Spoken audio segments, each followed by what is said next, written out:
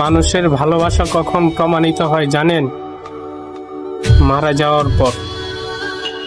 আজকে আমি কোথায় আছি, কেমন আছি, কেউ আমার নেয় না খবর। কিন্তু যেদিন শুনবে যে আমি মারা গেছি, তখন আমাকে এক নজর দেখার জন্য ছটফট ছটফট করবে। এমনটা হতে পারে সে বাসা থেকে বের হয়ে বাসায় তালা দিতে মনে থাকবে না।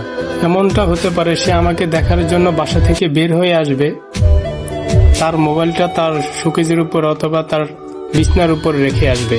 এমনটা হবে যে সে আমাকে দেখার জন্য গাড়িতে উঠবে, গাড়ি থেকে নামার পর দেখবে যে তার মানিব্যাগটা আনতে মনে ছিল, কারণ টাকা না, শুধু ছটপট ছটপট করবে আমাকে এক নজর দেখার জন্য।